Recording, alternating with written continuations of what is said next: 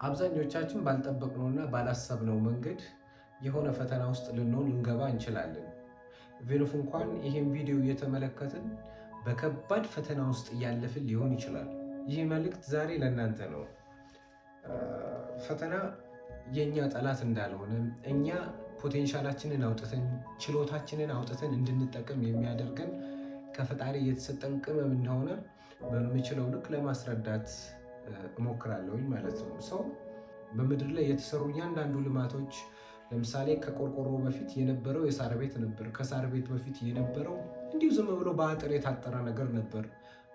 ከብርድ ከንፋስ እንዲሁም ከሌሎች ከአራዊቶች ከሌቦች ለመጠበቅ ሲባል የቆርቆሮ ቤት ቀጥሎም የግንብ ቤት ቀጥሎም እንደዚሁ ህንፃ ድረስ እስከ መስራት የተገነባው ወይም የተጀመረው በችግር ምክንያት ነው።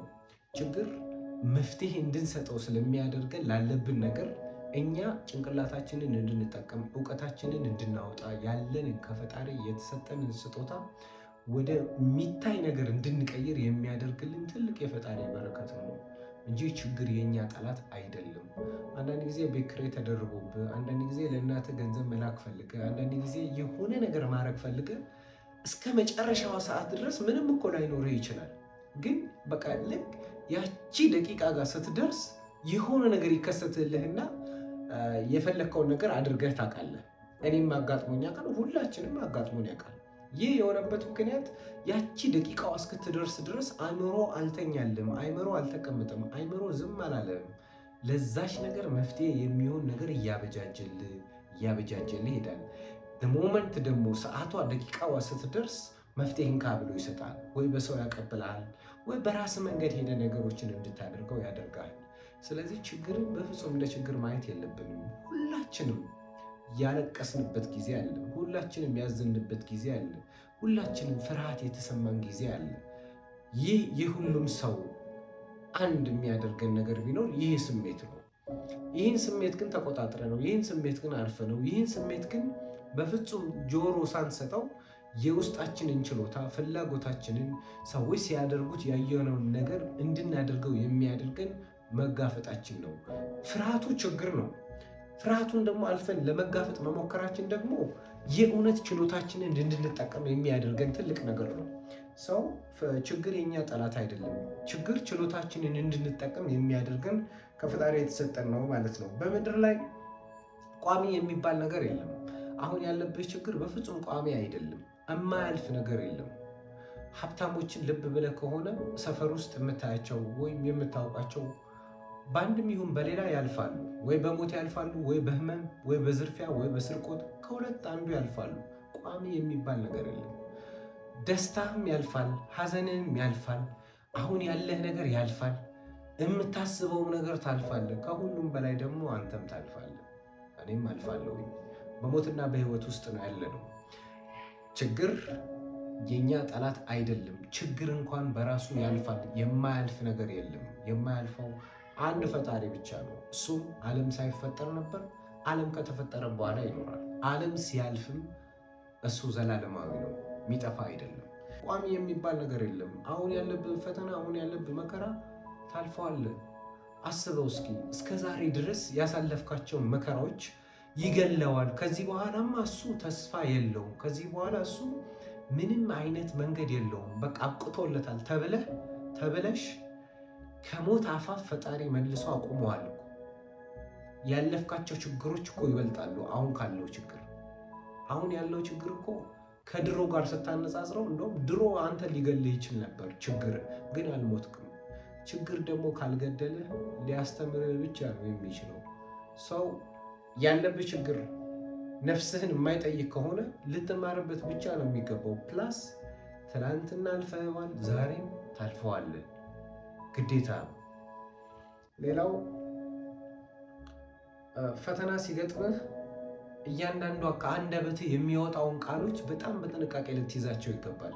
ቢኮዝ አልችልም፣ እኔ ደካማ ነኝ፣ እኔ ለማገዝ ማንም ሰው አልተዘጋጀም፣ ማንም ሰው እኔን አይቀርበኝም፣ ይሄ የሚሉ ምንድነው የሚባሉት የወረዱ ቃሎችን ለአእምሮ በተደጋጋሚ በነገርከው ቁጥር ያንኑ መልሶ ለራስህ ይሰጣል። መጽሐፍ ቅዱስ ላይ ሰው የአፉን ፍሬ ይበላል ይላል። ሰው የመጀመሪያው ያንተ ጠላት ለምን ትሆናለህ በአንደበት እኔ አልችልም፣ እከሌ ክፉ ሆኖብኛል፣ ሰዎች እንዲሆነውብኛል በማለት ለምን ጠላት ታፈራለህ? ራስህ ለምን የራስህ ጠላት ትሆናለህ? በመጀመሪያ የራስህ ደጋፊ መሆን ያለብህ አንተ ነህ። እችላለሁ፣ አድርገዋለሁ፣ ትናንት አልፌዋለሁ፣ ዛሬም አልፈዋለሁ፣ ኃይልን በሚሰጠኝ በአምላኬ ሁሉን እችላለሁ በማለት እያንዳንዷን ችግሮችን ፌስ ማድረግ አለብህ። ፊት ለፊት መጋፈጥ አለብህ። ለአይምሮ ይሄንን ነው መናገር ያለብህ። ልክ እንደ ድግምት አንድ ኳስ ተጫዋች በአሰልጣኙ በጣም ብዙ ነገሮች ይነገረዋል። በል ግፋው፣ ጎበዝ፣ ጫና አድርግ፣ አግባው፣ እንደዚህ አይነት ድጋፎች ይሰጡታል። ይህን የሚያደርገው እኮ አሰልጣኙ ሞራል ለመስጠት ነው፣ እንደሚችል አይምሮው በዛ ነገር ውስጥ እንዲበረታ እንዲጠነክር ነው። አንተም ልክ እንደ ኳስ ተጫዋቾች ልክ እንደ አሰልጣኞች ለራስ መንገር ያለብህ ነገር አለ። እችላለሁ፣ አደርገዋለሁ፣ እኔ ሙሉ ሰው ነኝ፣ ምንም የሚጎለኝ ነገር የለም። ፈተና ሊበዛብኝ ይችላል፣ ነገር ግን እወጣዋለሁ። ሌላው መረሳት የሌለበት ትልቁ ጉዳይ አምላክ እኛ እንዳንፈተን አያደርገንም። ለምሳሌ እኛን ጠንካራ ማድረግ ሲፈልግ አምላክ በፍጹም ልፍስፍስ የሆነ ነገር ውስጥ አይከተንም። ጠንካራ መሆን ከፈለግን ሶፍት ለኛ አይሰጠንም። እኛን ጠንካራ ማድረግ ሲፈልግ አምላክ የሚሰጠን ብረት ነው። አምላክ የሚሰጠን ድንጋይ ነው። ጠንካራ የምንሆነው በችግር ውስጥ ነው። በዛ ነገር ውስጥ ነው እየተገነባን የምንሄደው። ለምሳሌ አንድ ተራ ብረት ጦር መሆን አለበት ከተባለ መቼስ ብረቱ ውሃ ውስጥ ሊገባ አይችልም። ብረቱ የሚገባው እሳት ውስጥ ነው። ለምን? የተፈለገው ጦር አይደል? የተፈለገው መሳሪያ አይደል? የግዴታ በእሳት ውስጥ ማለፍ ግድ ይለዋል። አንተም ጀግና መሆን ከፈለግ፣ ወርቅ መሆን ከፈለግ በፍጹም በእሳት መፈተንን ልትጠላው ይገባል ብዬ እኔ አላስብም። ምክንያቱም እኔም ያለብኝን ችግር ትልቅ ነገር አይደል የፈለግኩት። ትልቅ መሆን ደግሞ የሚጠይቀው መስዋዕት አለ። ለዛ ነገር ዝግጁ ነኝ። የዚህ ሁሉ ደግሞ ማጠቃለያ ዋነኛው ሀሳቤ ደግሞ ይህም ያልፋል ነው። ሁሉም ያልፋል፣ የማያልፍ ነገር የለም። ይህም ያልፋል የምትለውን ቃል ቤትህ ስትገባ የምታየው የምትመለከተው ቦታ ለመለጠፍ ሞክር። በስልክ ስክሪን ሴቨር ለማድረግ ሞክር። ያለህ ደስታም ያልፋል፣ ያለህ ሀዘንም ያልፋል። አለኝ ብለህ በፍጹም አጉል ልታይ ወይም ቆዳ መወጠር አስፈላጊ ነው ብዬ አላስብም። ካለህ እሰየው፣ አመስግነው ፈጣሪ። ከሌለም በፍጹም እንዳትፈራ። ይህም ያልፋል፣ የማያልፍ ነገር የለም። በማያልፍ ቀን ውስጥ አንተ የማያልፉ ነገሮችን ግን እንዳታደርግ። የሚያልፍ ከሆነ ለምን በርትተህ ነገሩን አታሳልፈውም? ለምን ጀግነህ ነገሩን አታሳልፈውም? ሰዎች በፍጹም እንዲሳካልህ ላያግዙ ይችላሉ። ራስህን ግን አበርትተህ ራስህን ግን አቁመህ ሰዎች እንዲያግዙ ማድረግ ትችላለህ። ምክንያቱም ሁሉም ሰው ደጋፊ የሚሆነው አንደኛ መውጣትን ካረጋገጠ በኋላ ነው። እንደማትወድቅ ሲገባቸው ያንተ ደጋፊ ያንተ አጋዥ ለመሆን ይመጣሉ።